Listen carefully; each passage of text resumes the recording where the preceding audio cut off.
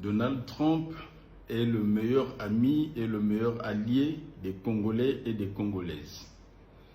Même dans le contexte de l'interdiction d'accès au territoire américain, qui révulse beaucoup de compatriotes congolais, Donald Trump reste notre meilleur ami et notre meilleur allié.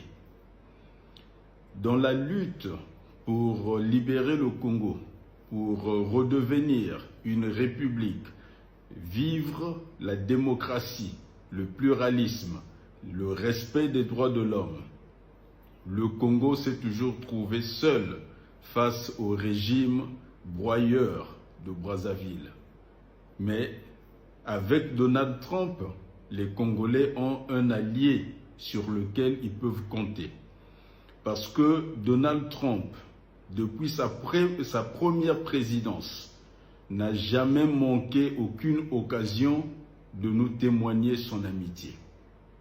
Rappelez-vous, en 2016, lorsqu'il venait d'être élu président de la République et avant sa prestation de serment, le régime de Brazzaville a déversé beaucoup d'argent du trésor public pour obtenir un rendez-vous, une rencontre entre Donald Trump et M. Sassou Nguesso.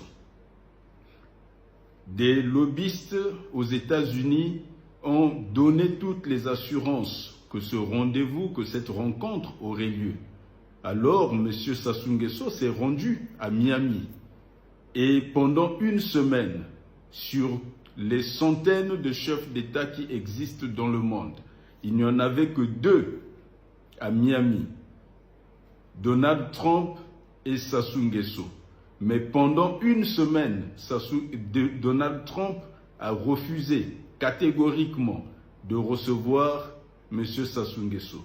Malgré toutes les pressions qu'il y a eu et l'argent que les gens avaient reçu, Donald Trump est un homme de principe, il est resté ferme, il a refusé de le recevoir.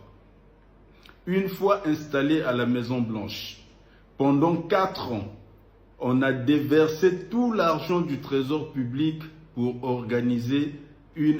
obtenir une invitation, que Donald Trump invite M. Sassou Nguesso en tant que président de la République du Congo. Et Donald Trump, pendant 4 ans, a refusé de l'inviter en cette qualité.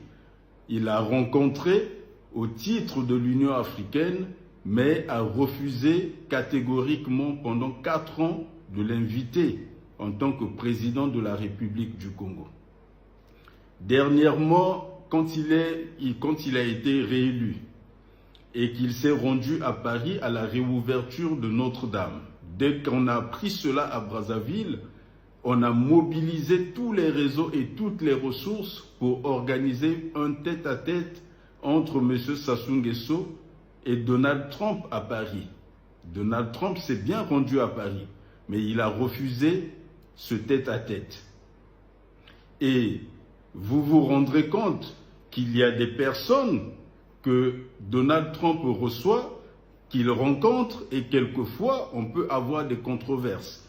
Mais jamais, aucune fois, il n'a cédé sur les principes concernant Sassou Nguesso et d'ailleurs de façon générale. C'est un homme de principes que moi personnellement, je suis depuis plus de 20 ans maintenant.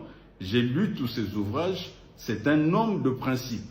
Et Donald Trump a toujours refusé de rencontrer Sassou Nguesso. C'est un homme qui dit ce qu'il pense et qui fait ce qu'il dit. C'est un homme de caractère et il est donc resté ferme. Et cette fois encore, cerise sur le gâteau, ce qui est une mauvaise nouvelle pour les Congolais, il faut l'assumer comme tel parce que lorsque vous avez l'interdiction d'accéder au territoire américain et sachant qu'il s'en suivra des interdictions d'accéder à beaucoup d'autres territoires dans le monde et que vous allez finir par être isolés, nous allons finir, nous les Congolais, par être isolés du reste du monde. Et donc, on va, comme on a utilisé l'expression pour Haïti, on va cuire dans notre propre jus. Parce que le Congo, devenu un enfer pour les affaires, lorsque vous vous retrouvez dans un tel territoire, évidemment que vous allez cuire dans votre jus, puisque tout l'argent du pays sort, il s'évapore par toutes les voies que les gens savent. Et l'argent de l'extérieur ne vient pas sur le territoire. Donc c'est un territoire sur lequel il n'y a pas de création d'emplois. Et dans ce contexte-là, l'on se trouve dans un enfer pour les affaires. Et si en plus vous ne pouvez pas quitter un tel territoire, cela ressemble évidemment non pas seulement à un bannissement, mais presque à une malédiction, une relégation sur un territoire invivable.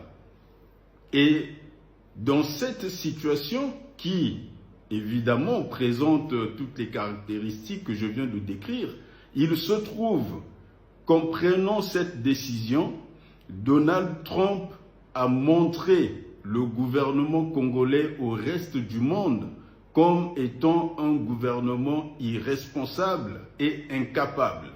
Ce qui signifie que toute action que le peuple congolais entreprendra pour se débarrasser d'un tel régime est une action qui trouvera un écho dans le monde entier parce que personne ne prendra la défense d'un régime qui maltraite son peuple, d'un régime universellement reconnu comme irresponsable. Personne ne prendra leur défense. Et d'ailleurs, souvenez-vous qu'à la chute du régime d'Ali Bongo au Gabon, sur les plateaux de télévision du monde entier, on annonçait la chute du régime de Brazzaville.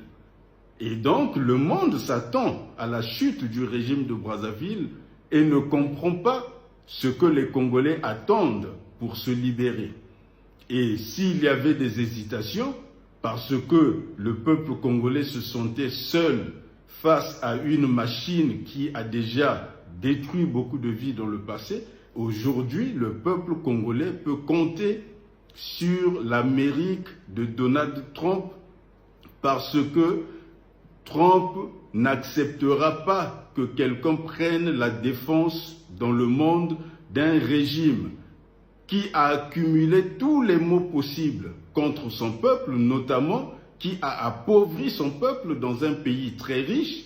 Il n'acceptera pas qu'on prenne la défense d'un régime établi comme un régime de voyous. C'est un régime qui mérite de libérer le territoire congolais. Et nous devons, je le dis encore une fois, fonder une nouvelle république. La nouvelle génération est prête. La nouvelle république doit naître. Le président Sassou Nguesso doit partir en 2025, pas en 2026. Et nous pouvons compter sur Donald Trump comme un allié stratégique et objectif. Vive la République!